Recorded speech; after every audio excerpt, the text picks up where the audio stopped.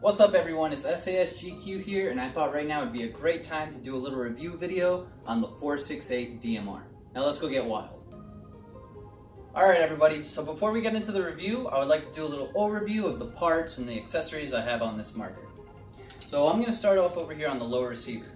Now first things first, whenever you open your receiver, don't forget this little O-ring on the top here. Okay, so now every time I pick up this lower, I hold onto this beautiful, nice, comfortable pistol grip.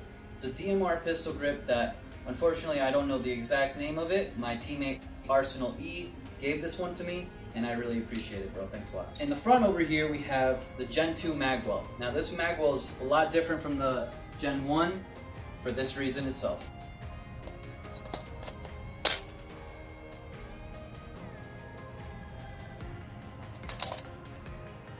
Just slip in a mag just like that, no need to tap the bottom.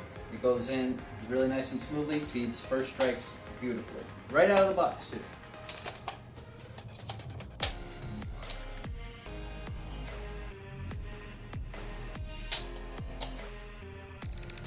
Now this lower receiver also houses the Gen 2 valve inside here.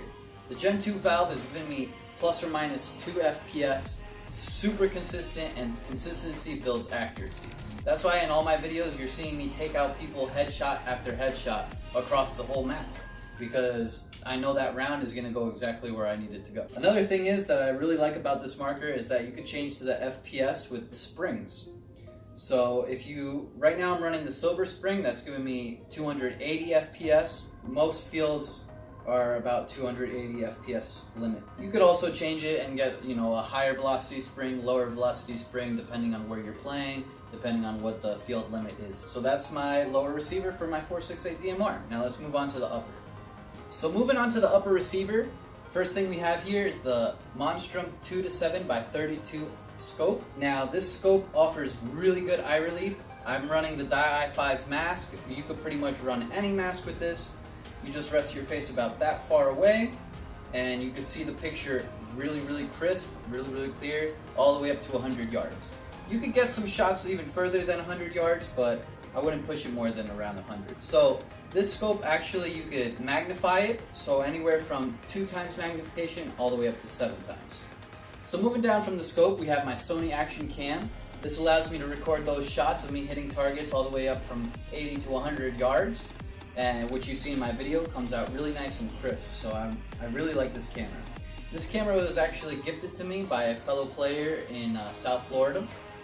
If you're watching this, could you please leave me some information about the lens, because I'm getting a lot of players asking about this camera, because how good of a picture it's giving. Now these two are sitting on the First Strike Gen 2 adjustable rail riser.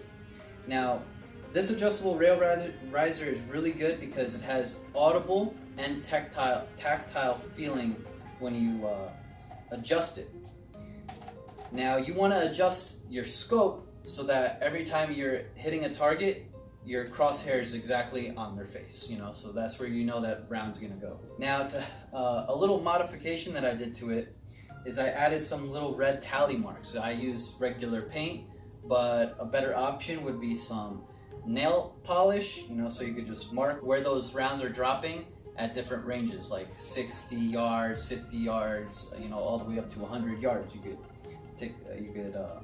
could even do it more, but just remember, the more you the more you angle it, the more this scope is gonna look at your barrel, and there's gonna be a point where the scope is looking at your barrel, and you're not gonna be able to see past a certain yardage. Alrighty, so that's enough for the scope, camera, and mount. Let's move on to the handguard and the bipod I'm using. So the handguard I'm using is a Stinger handguard. Now these Stinger handguards are beautiful, they're made in America, they're lightweight, they're durable, and they're sexy. You can't go wrong with these handguards. And they're not really that expensive either. I think this one ran me like $120, and just because it's the longer version, but normally when you get the regular carbine version, it's around $100. Now we have my bipod. Now my bipod is really simple. It's a $20 buy off Amazon. I don't know the exact name, but it's a little simple bipod. I barely even use it. All I use it for is just to stand my marker out in the staging area, and when I transition to my T15, if I have it on me on the game that I'm playing, I'll whip out the bipod, set my marker down, and bring out the T15. So that's it for my upper receiver. Let's move on to my barrel. Alrighty, so the barrel I'm using is this Hammerhead one-shot 20-inch barrel. Now this barrel is night and day, works like a dream. I'm hitting targets every single time at extreme distances, and there's no other barrel that compares to this barrel right now on the market. It's giving me beautiful shots. I'm not even using any fins because the one-shots don't use fins, so it's a direct thread, A5 threaded barrel, A5 upper, so they're working just the way it should be. I have a Hammerhead muzzle brake on here, which it has reverse porting, so I'm hitting people at 80 yards, 70 yards, and they don't even hear my shot go off. So, because it's reverse porting, so the air's, a little bit of the air is coming back towards me and it's not going out towards the enemy and, you know, giving away my position as much, you know. You're still gonna hear the shot coming out of the chamber, but you're barely gonna hear the, you know, shot coming out of the tip of the barrel. This barrel's hitting targets all the time. You see it in my videos, works like a dream. It's hitting them over and over again, and bro, this barrel is really good. So we're gonna put that back. We're gonna put that right in the marker right here, and we're gonna move on to the tank. So the tank I'm running right now is, the bottle is Gorilla Air, but the bottle doesn't really do anything. It's all about the regulator. So the reg I have on here is the best one on the market you could get right now. It gives you really good consistency and airflow. It's the Ninja Pro V2 regulator. So this tank and this marker are very air efficient. I'm shooting a whole case of first strikes, 100 count case of first strikes, and I'm filling this tank up about like once and a half, like twice, right?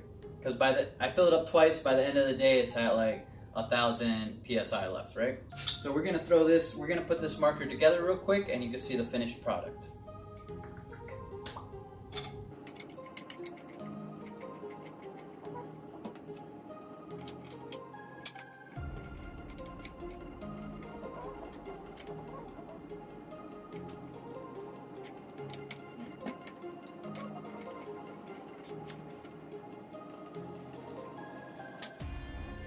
Ta-da!